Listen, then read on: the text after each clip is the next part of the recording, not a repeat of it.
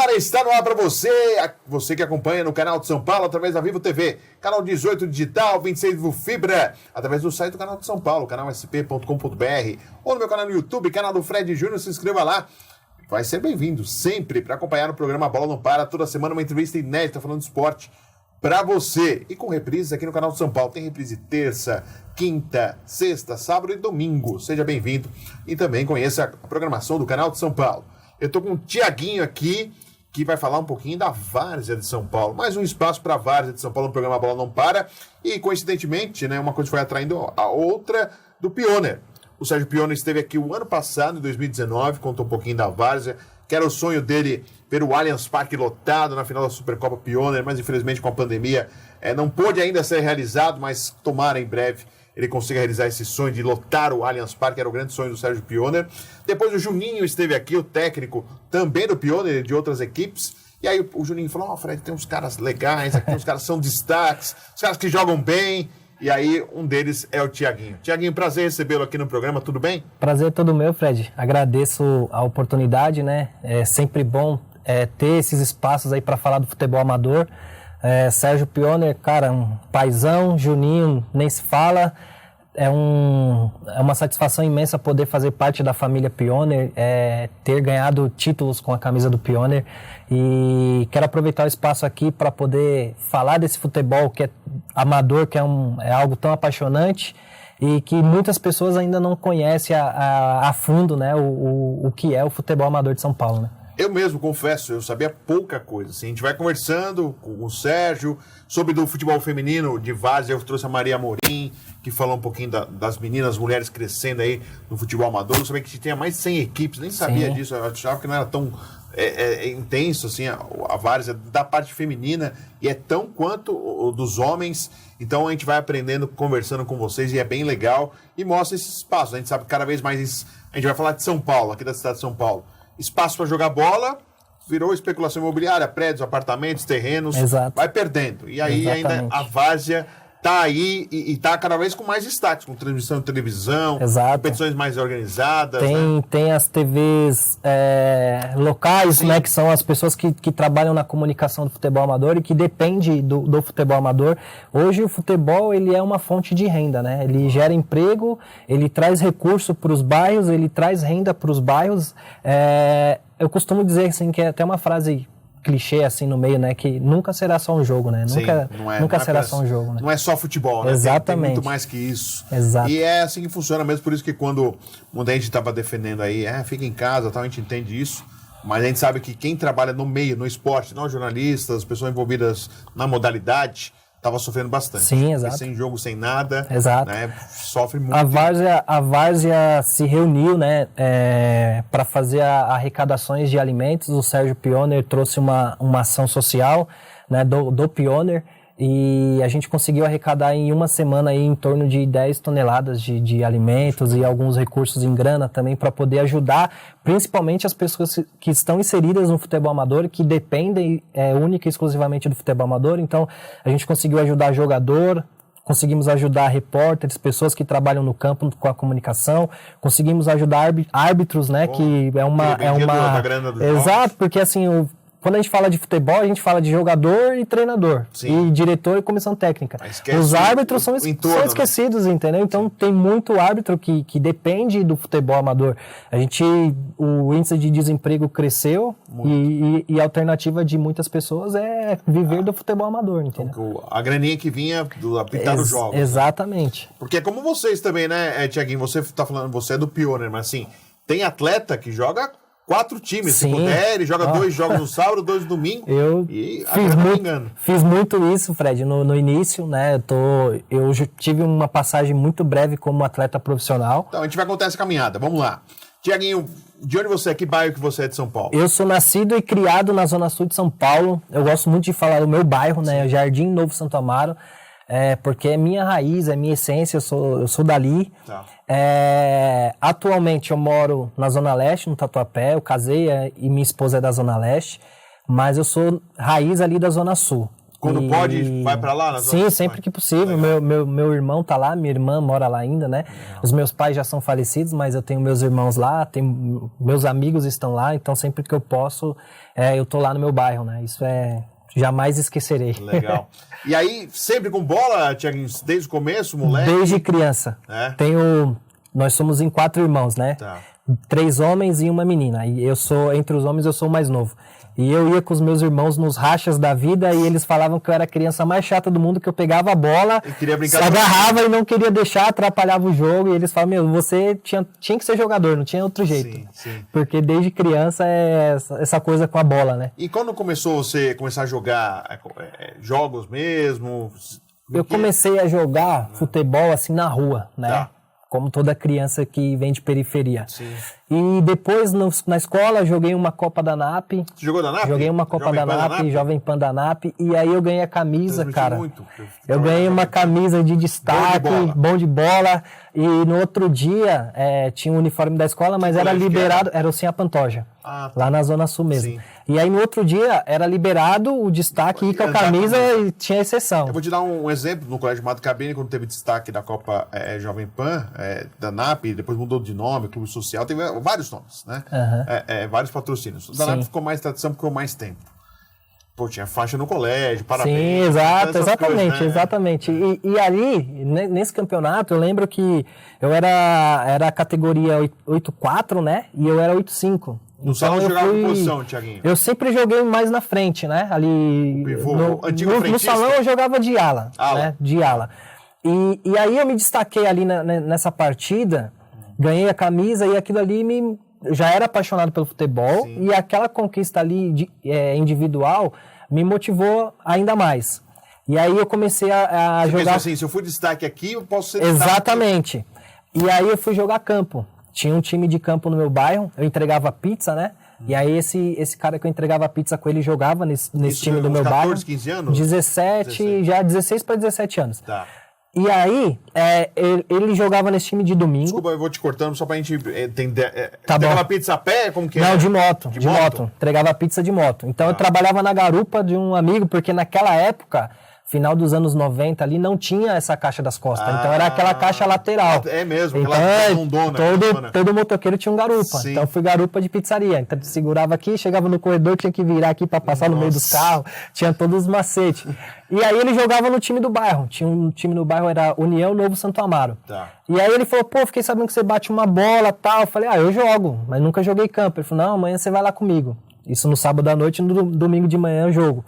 Cheguei na padaria de onde eles saíam, que era do lado da minha casa, e o treinador olhou pra mim assim, cara, foi até engraçado. Ele me mediu, ele falou, Canguru, que era o apelido do rapaz, né? Esse não é jogador, esse né? ninguém não aguenta jogar bola, não. Ele falou desse jeito ainda. As canelinhas dele. Aí ele não deixou eu jogar. Porque a gente chega, né, num time que ninguém conhece, já todo sem graça, exato. fechadinho, o cara já dá uma dessa. E aí ele não deixou eu jogar. Não deixou? Não deixou. Falou que eu não ia aguentar, que eu ia me machucar, não deixou. Mas eu, molecão, fui assistir o jogo feliz da vida, normal. E passou a semana, no outro final de semana tinha um time de sábado, e naquela época tinha os 2 quadros. Então, o segundo quadro mais fraquinho e o primeiro quadro é os mala, né? E aí eu fui no jogo de sábado e deixaram eu jogar o segundo quadro. Aí entrei, segundo tempo, fui bem, meti bola na trave e tal, e quem tava lá, o treinador do time de domingo. Ele tava assistindo. Quando foi à noite, fui na pizzaria trabalhar, falei, Canguru, amanhã eu posso ir no jogo com você? Pode, assistir, né? Sim, já fui. Assistir. Aí beleza, cheguei na padaria de manhã, o que aconteceu? O treinador olhou pra mim e falou, ô Neguinho, pega a sua chuteira que você vai jogar. E aí, cara, coincidentemente, fomos pro jogo, eu lembro até hoje o campo, lá no campo do Beira-Rio, ali em Interlagos, o atacante esqueceu a chuteira dele. Voltou pra buscar a chuteira, sobrou a vaga, eu entrei, titular. Cruzei e o cara que eu trabalhava fez o gol, dei assistência. O Canguru que fez o gol? O Canguru fez o gol. Depois disso aí, nunca mais saí do time. Nunca mais saí e comecei. E aí eu sempre fui. Uma das minhas qualidades era a velocidade. Tá. E quando eu comecei a jogar campo, aí eu me apaixonei, porque todo aquele espaço para correr. E aí eu entrei de cabeça no futebol de campo e comecei a jogar no União. E do União foi surgindo oportunidade para jogar em outros lugares.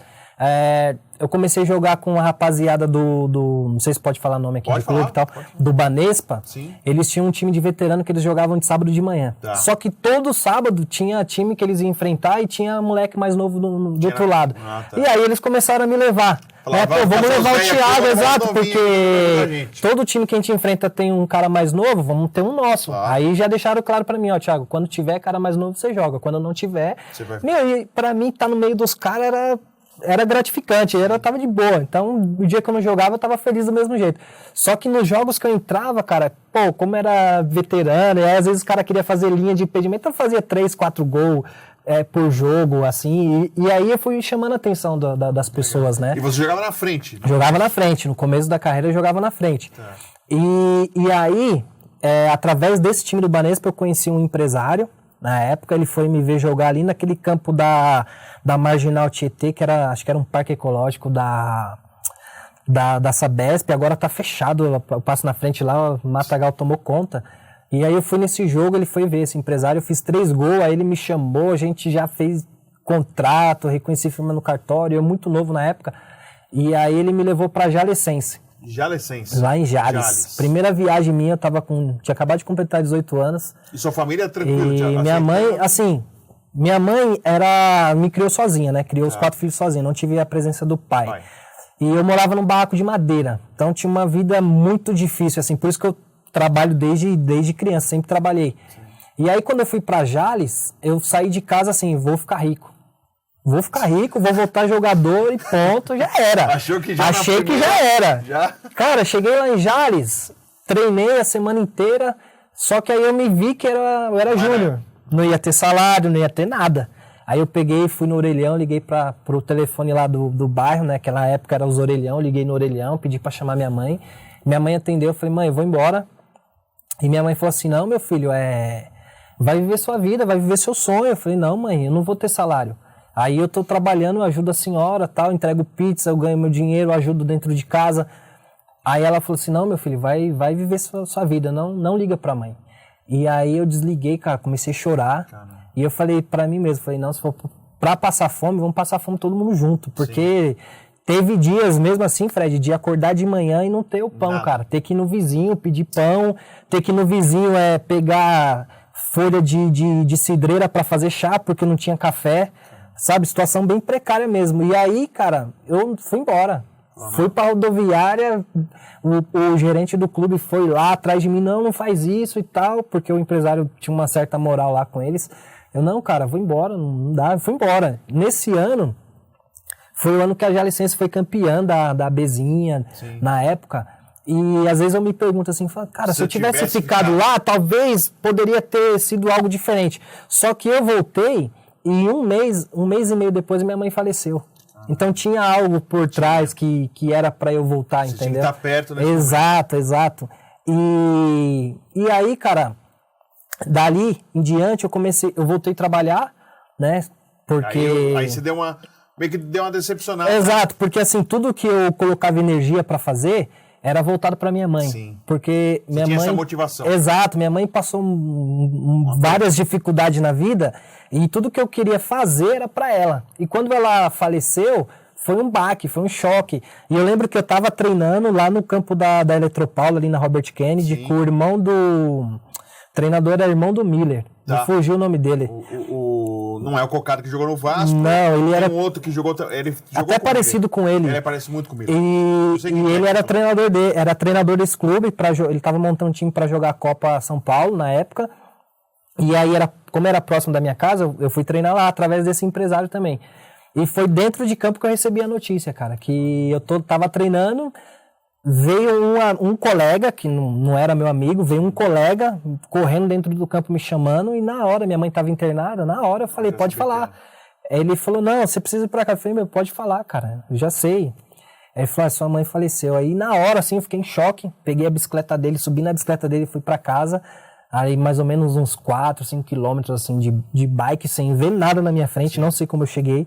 E quando eu cheguei na esquina da minha casa, que aí eu vi os vizinhos na porta, foi quando caiu a ficha. Aí eu joguei a bicicleta no chão e desabei. E ali naquele período foi um período muito difícil, assim, porque aquela coisa que eu falei, né? A minha motivação era a minha mãe. O que eu sonhava ela estava dentro do meu sonho, né? E aí foi um período que até meio que deu uma desanimada, mas não parei de trabalhar, porque eu sempre precisei trabalhar. Mas foi um momento que eu comecei a dar umas desviadas, assim, no sentido... Eu nunca usei droga, nunca bebi, não tenho nenhum vício. Uma revolta, algo assim. Mas eu comecei a sair e chegar a hora que eu queria. Tipo, porque minha mãe era muito rédea curta, controlado. E quando eu saía e não tinha ninguém me cobrando nada, eu comecei a sair, tipo, voltava meia-noite, aí voltava 1 hora. Tiaguinho, eu vou dar uma pausa só pra você, porque a gente tem que fazer um intervalo.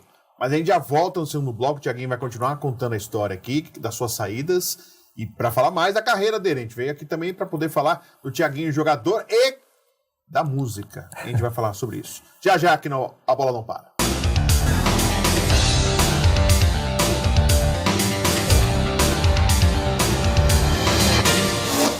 Vida de empresário. Nesse programa vamos compartilhar com vocês histórias de sucesso e insucesso de empresários, empresas nacionais, empresas internacionais, de CEOs e grandes empresas que geraram renda e emprego nesse país. Se você quer conhecer esse programa, compartilhe conosco as nossas redes sociais e o nosso e-mail. Até lá.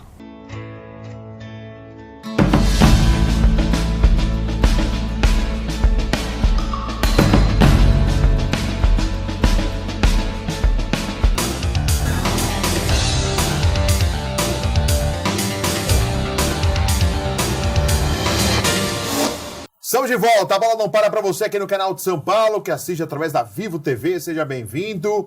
Também pelo site do canal de São Paulo, canalsp.com.br, e lá no meu canal no YouTube. Se inscreva lá, canal do Fred Júnior, você é bem-vindo no programa A Bola Não Para. Estou com o Tiaguinho aqui, que joga no Pioneer, grande time, é o Real Madrid da Várzea de São Paulo, é um time, uma grande estrutura. O Tiaguinho está contando a sua caminhada, ele contava do falecimento da mãe, e aí ele começou a desandar um pouquinho em relação às saídas noturnas, era mais regrado.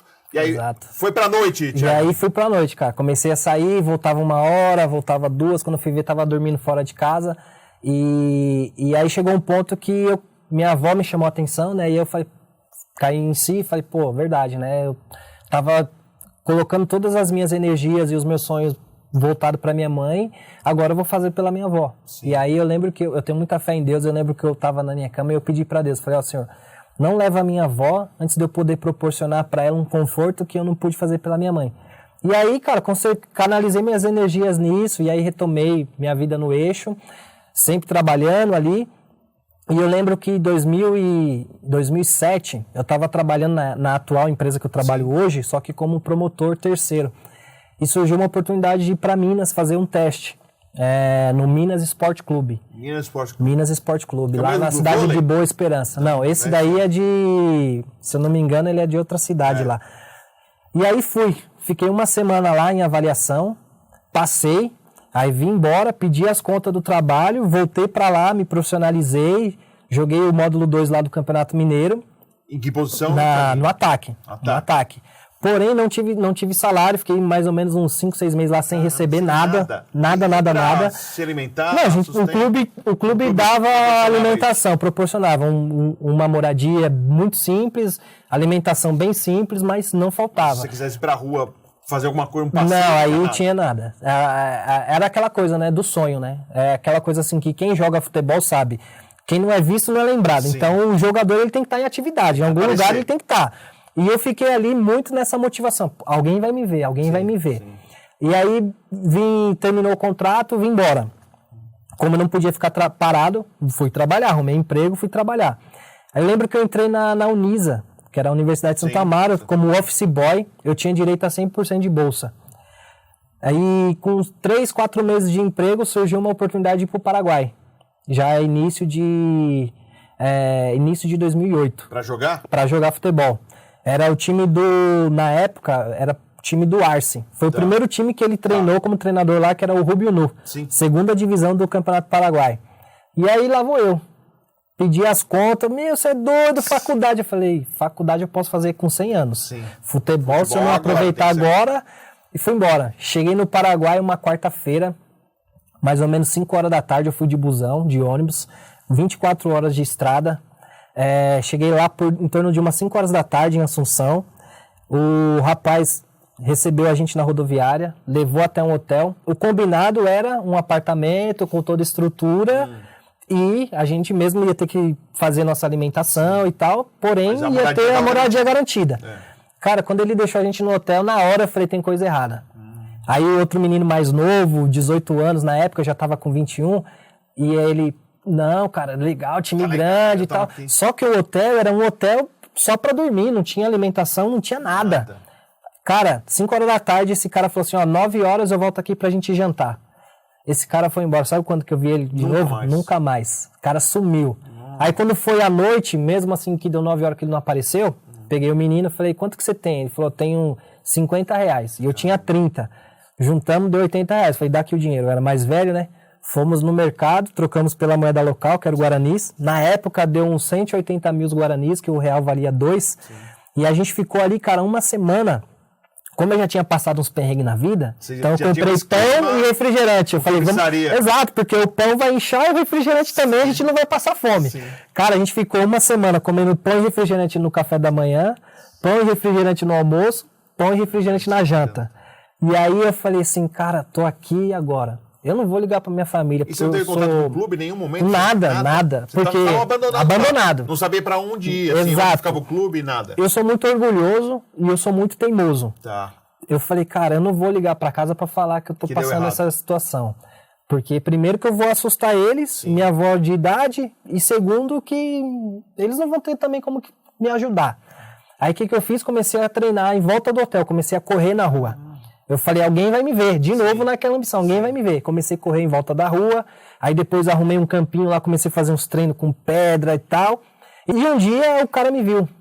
Como no Paraguai não tem muito negro, lá eles são mais... Chamou atenção. Exato, um indígena, cabelo liso, eu chamei a atenção. Esse rapaz me abordou, perguntou o que eu estava fazendo lá, expliquei para ele a situação. Aí ele me pediu o telefone do rapaz que estava na nossa responsabilidade lá, passei para ele, ele ligou, não atendia e tal. Ele falou, que clube que vocês iam? Eu falei, ia no Rubio Nu. Falei, tá bom, vem aqui tal hora na minha casa. Corri pro hotel, tomei um banho, acordei o menino, vamos. Esse cara levou a gente de porta em porta nos clubes no Paraguai. Sim. Porém, estavam todos os clubes na segunda divisão fazendo pré-temporada fora. E aí ele falou, cara, eu vou ajudar vocês, tá? Não se preocupa, vocês não vão ficar abandonados. Depois ele começou a pagar uma senhora ao lado do hotel, a gente se alimentava na casa dela. E aí ele levou a gente num treino lá, um treino esporádico lá, e aí ele viu a gente jogar e falou, cara, vocês têm qualidade, vocês têm que ficar aqui e tal. Sim. Eu consigo pra vocês na clausura, né, que é a apertura e clausura. Só que é só em julho. Eu falei, cara, nós estávamos em abril. Falei, se eu for embora, eu não volto. Sim. Se você arrumar um clube aí pra gente ficar e que dê a comida, pelo menos a comida e a moradia, eu fico. E aí foi o que ele fez. Ele conseguiu um clube lá numa liga, a gente jogou essa liga, o cara deu moradia, deu estrutura, então era como se fosse um amador aqui, ganhava por jogo lá, 100 mil guaranis por jogo. E aí fiz amizade com essa família, a família Rolon, tenho amizade com eles até hoje, via Instagram, WhatsApp, a gente se fala. Mas aí você ficou por lá, mas não foi para um time... Não, eu tinha... Na época, a gente estava jogando essa liga e ele tinha um contato com um treinador no 3 de fevereiro, que é o clube da divisa ali da Cidade do Leste. E aí, quando estava chegando ali no final de junho para julho, esse treinador foi mandado embora. Já estava tudo certo para a gente se apresentar lá em julho. Entendi. E aí ele não fez uma boa apertura e aí acabou caindo. Aí, na hora que ele caiu... automaticamente desabou as esperanças, né? E aí terminamos o campeonato local que estava jogando e vim embora. Aí vim embora e... E aí você foi começar a jogar pra cá, várzea aqui, tudo assim. Voltei pra casa, final de 2008. Aí conheci um empresário, assinei contrato, bonitinho. Falei, agora vai. Fui pro Mato Grosso, cidade de Cáceres, de busão, 2,5 de viagem. Cheguei lá no Mato Grosso de madrugada, de domingo pra segunda, na segunda de manhã. Ele levou daqui comissão técnica e jogadores pra lá. Então eu falei, tá tudo certo, sim, beleza. Passei as festas aqui, me apresentei lá depois, no dia 5 de janeiro de 2009. No dia que eu cheguei, acordei de manhã, um movimento estranho, falei, tem alguma coisa errada. Não tem treino, nada, não tinha treino. No dia que eu cheguei, resumindo, a parceria foi desfeita. Tinha 2 clubes na cidade, Cáceres e Cacerense. Sim. O Cacerense mandou a comissão técnica dele embora, veio... E foi pro Cáceres. Exatamente. A nossa diretoria desfez a parceria e mandou todo mundo embora. E pegou do Foi outro lá time. no Cacerense e trouxe todo mundo. E aí vocês ficaram sem time. Aí, exatamente, porque a gente tava no Cacerense, né? Aí eu falei, Aí passamos um dia, cara, assim, a segunda-feira toda, largado, porque já tiraram a gente da pousada. A gente foi pra rodoviária, ficamos despejados na rodoviária, mala, um monte de jogador. Não é uma cidade que tem ônibus toda hora, então tinha que esperar. Aí foi reportagem local lá e tal. Dormimos no chão numa igreja, um pastor acolheu a gente dentro da igreja. Aí eu falei, caramba, vindo do Paraguai, uma dificuldade agora aqui, no primeiro dia, essa dificuldade. Só que eu, teimoso, cheguei no empresário e falei, cara, é o seguinte, mandou todo mundo embora do nosso time, não mandou? Mandou. Pegou de lá, não pegou? Então lá não tá sem ninguém. Aí ele falou, mas você tem coragem? Eu falei, eu já tô aqui, cara. Se eu for pra casa, eu vou ter que parar de jogar. Eu não quero parar. Aí fui pro outro time. Fizemos um teste lá, passei e fiquei lá. Aí joguei a primeira divisão do Mato Grossense. Eu sei a caminhada, o Thiaguinho tem muita coisa pra contar, mas eu quero tocar nesse assunto, a gente tá no final já da entrevista, Thiaguinho. Sim. Mas eu quero que você fale do rap. Sim. O que o rap representa pra você? A gente tem 3 minutinhos. Tá. O que o rap representa pra você? A gente vai colocar até um pouquinho do você cantando o rap. Tá bom. Mas é exatamente esse sentimento, todas essas frustrações, alegrias, você canaliza também pra música. Sim, pra exato. O rap, na verdade, o rap e o futebol, eles salvaram a minha vida das coisas erradas, né? Tá. Porque eu ouvia o rap e entendia a mensagem da letra e direcionava o meu caminho pro caminho correto, né? Então, uma música que eu falo assim, que foi minha faculdade, foi Fórmula Mágica da Paz dos Racionais MCs, que quem ouve a letra daquela música e compreende toda aquela mensagem, você fala, pô, faz sentido, é tudo que eu vivo na periferia. E a música, ela tá muito relacionada à minha vida, né? Assim, eu escutei a primeira música em 92, Pânico na Zona Sul, e dali eu falei, cara, esse cara tá falando da minha vida, ele tá falando que eu vivo. E em determinado momento, me identifiquei de pronto, em determinado momento formei um grupo de rap com amigos, chegamos a gravar uma coletânea na gravadora e tal, pedia a nossa música na rádio, na época aquelas rádios piratas, a gente ia no orelhão, ligava, toca a música tal e tal, e foi um momento bacana da minha vida. Depois eu fui pro futebol, que era o meu sonho, minha paixão, e agora nesse período de pandemia, onde não se podia praticar o futebol, com espaço vazio, eu falei, cara, eu preciso ocupar minha mente, preciso me manter ativo. Foi quando eu voltei a escrever, e aí fiz uma música chamada Bola Véia. Para a rodada desse final de semana, já falei com a WD, falei com a Pontual. Afinal, sem árbitro não tem jogo, né, mano? Paixão do brasileiro, herança que vem do berço todo sábado e domingo, aquele futebol maneiro. Só menino bom, tamo junto e misturado. Tem Danone, tem refri, sempre rola um churrasco. Da sul pra leste, da norte pra oeste, semi-profissional. Tem time que investe em material de qualidade. A concorrência cresce, CM, Moip, King Uniex. Ainda paga jogador? Paga por jogo ou paga por mês? Na várzea não tem contrato, o aceito é das antigas. Um aperto de mão, a palavra e um abraço, mas tem time que prefere manter a tradição. Aqui se joga por amor, por dinheiro não, futebol raiz. Viva a bola véia, jogamos na grama, jogamos na terra. Ganhamos destaque, viramos matéria. Que legal, que bacana. Poxa, Thiaguinho, bom conhecer a sua história. Eu sei que você tem muita história para contar e tem aí, a gente percebe. Sim. Eu vou te convidar com certeza outras vezes pra gente continuar a contar essa história. E é legal que você consegue juntar duas coisas, né? Futebol e música sempre tiveram muito próximos, Exato. né? Música de futebol tendo inspiração da música também, dos movimentos. E é muito legal conhecer Exato. a sua história. E tá no Pioneer e já tá voltando a jogar? Já jogou? Cara, ainda não tá de forma oficial legalizado, mas aos poucos as coisas já estão retomando. Eu tô brincando um racha com os amigos de segunda-feira para não ficar parado. Acabei ganhando aí 5 quilos nessa pandemia. Todo mundo acho que engordou, né? Sim. Mas aos poucos as coisas vão voltando ao lugar. Acho que em primeiro lugar é a saúde e a vida das pessoas, né? Então, falo muito isso com os amigos, né? O importante é a gente sair bem dessa. Se a gente chegar em 2021 com vida, com saúde, estamos no lucro, é levantar a mão e agradecer. Thiaguinho, prazer conhecê-lo. Sucesso, boa sorte para você. Obrigado, viu? Legal, abraço. Muito legal. Conversar com o Thiaguinho, saber um pouco mais da várzea, a caminhada, os sonhos. Sonho de ser jogador de futebol, às vezes não dá certo no clube profissional, mas dá certo na várzea. Ele faz sucesso na várzea, o Thiaguinho com o Pioneer. Falamos com ele, é nosso convidado dessa semana. E semana que vem voltamos com mais A Bola Não Para pra você.